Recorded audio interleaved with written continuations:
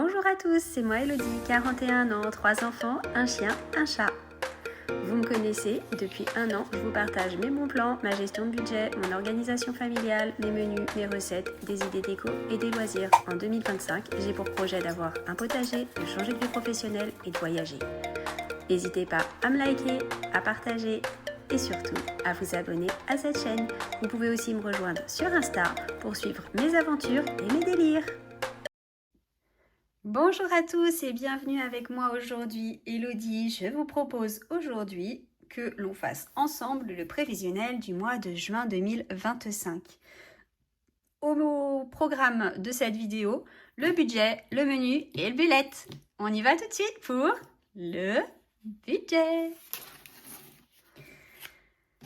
Alors, pour le budget, pour ceux qui me suivent et qui vous le savez, pour ceux qui ne me suivent pas, je vous souhaite la bienvenue. Je vous propose de vous abonner dès à présent.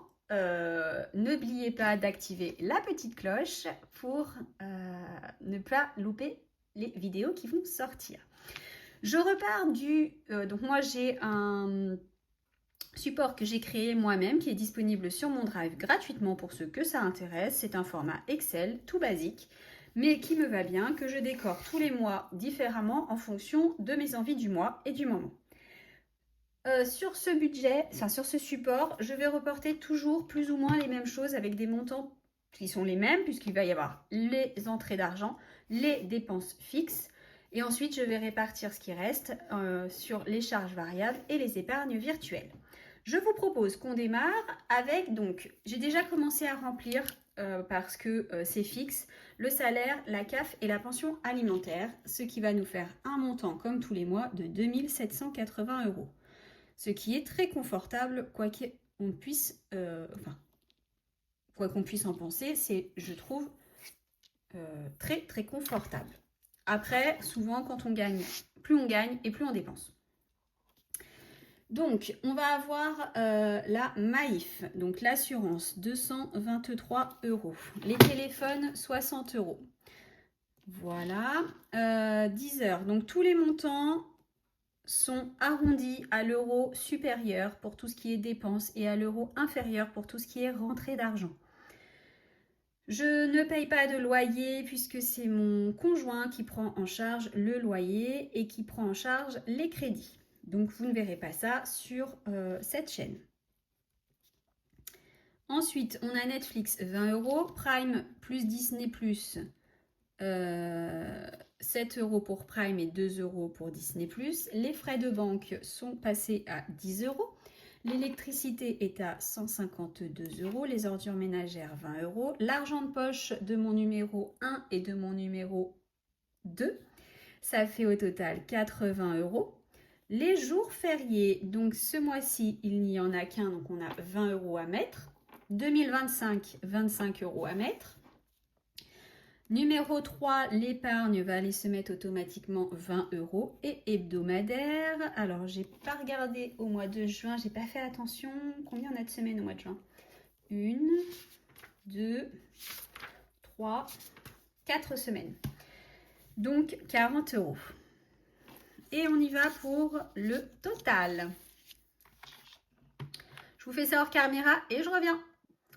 Voilà, ça nous fait un total de 679 €. Donc tout en bas, ici, je reporte case numéro 1, 2780 €. Case numéro 2, 679 €. Ensuite, alors, pour les charges variables. Alors, charges variables, mais qui ne sont pas si variables que ça chez moi, mais c'est pas grave. On va mettre 40 € en santé. On va mettre, comme tous les mois, 100 € pour les animaux, 50 € pour la beauté. Non, on va changer ce mois-ci parce que ma numéro 1 m'a demandé d'aller chez le coiffeur. Ça fait déjà 3 fois qu'elle change d'avis de ce qu'elle veut faire, mais c'est sûr qu'elle va aller chez le coiffeur. Et du coup, j'aurai pas assez avec 50 €. Donc, on va mettre 50 € pour les animaux, puisque a priori, Pico n'aura pas besoin de croquettes, Pepsi en aura besoin, mais Pepsi, j'en ai pour une vingtaine d'euros, donc ça devrait aller. Et on va mettre 100 € en beauté. En course, on va mettre comme tous les mois 800 €. Ensuite, on va mettre Cantine, donc comme tous les mois, je vais mettre 150 €. L'escalade de numéro 2, blockout, 44 €. Sortie resto, je vais mettre 100 €. Et en imprévu, donc ce mois-ci, j'ai les 18 ans de ma filleule et l'anniversaire de mon filleul et de mon neveu d'amour et sa communion. Donc je vais mettre comme en imprévu, je vais mettre 350 €. Je ne sais pas si ça passe. Je fais le total et j'arrive. 1634 €. Hop, et je vais aller le reporter en bas. 1634 €. Pico, on est à 0. Pepsi, on n'a pas besoin d'en mettre. L'eau, on n'a pas besoin de mettre. Rentrée, on n'a pas besoin. Sport, on n'a pas besoin. On va juste mettre, donc là, c'est électricité. On va mettre 100 €. Et le gaz, le Noël, on va mettre 100 €. 200 €. Hop. On y va, on fait les totaux. 2780 moins 679 moins 1634 moins 200. Il restera normalement 267 €. Donc je ne fais pas le budget 0. Je laisse ce montant sur mon compte et je vois à la fin du mois s'il en reste. Là, sur le mois dernier, il n'en restait pas, puisque j'ai dû éponger des choses que j'avais payées le mois précédent.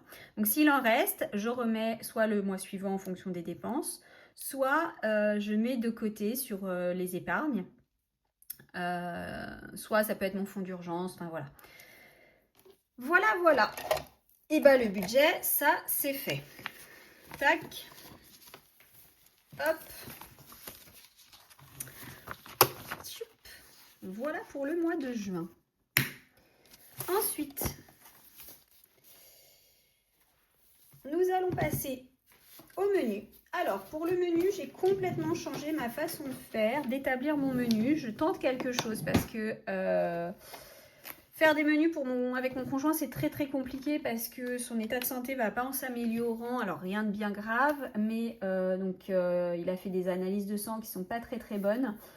Et du coup, pour l'instant, il y a plein de choses qui doivent être évincées de son alimentation. Donc, j'ai demandé de l'aide à ChatGPT pour faire un menu équilibré qui permette de respecter ses contraintes alimentaires.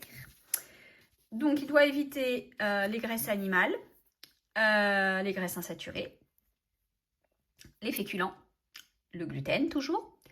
Et il y a d'autres choses, bref. Sur tout ce qui est viande rouge et tout ça. Pour les graisses animales. Donc, j'ai essayé d'établir un menu. Donc, du coup, il y a plein de couleurs ce mois-ci. Donc, sans couleur, c'est qu'il n'y a rien de différent d'habitude. Vert, c'est qu'il y a mon mari dans les parages. Et donc, il faut absolument des choses qu'il peut manger. Et jaune, c'est parce que numéro 2 est en stage et que donc, il n'est pas avec nous. Voilà.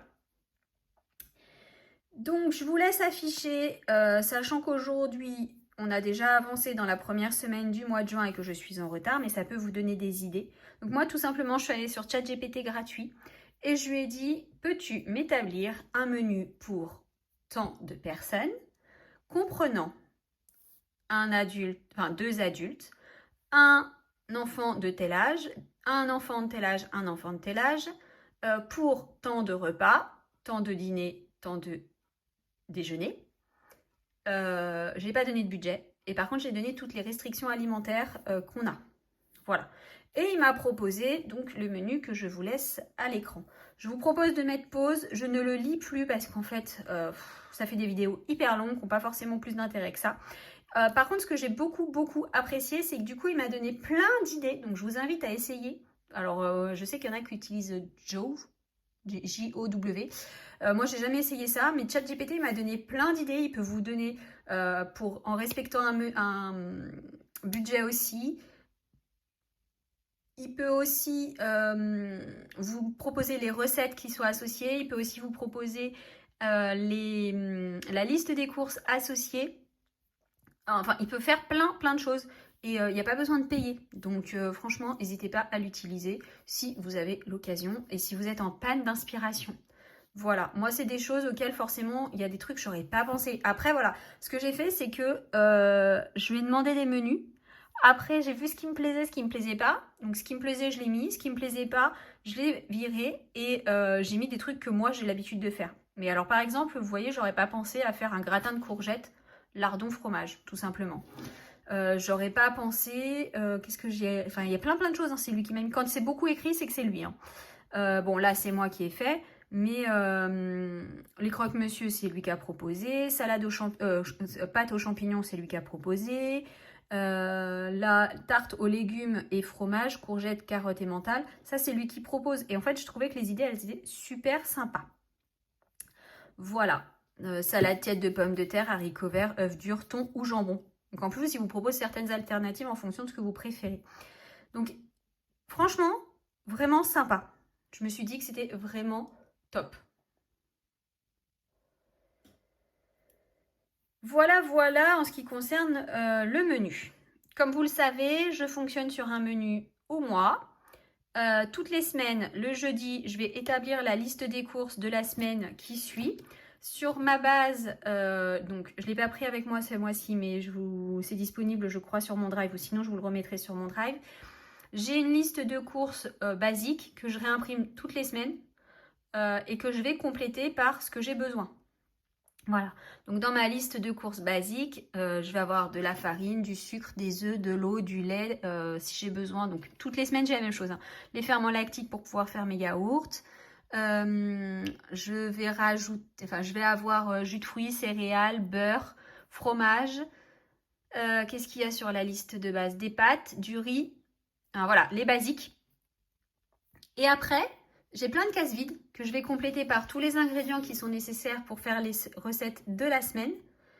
Et je vais barrer, par exemple, la dernière fois, c'est mon mari qui a été faire les courses, je lui ai mis sucre.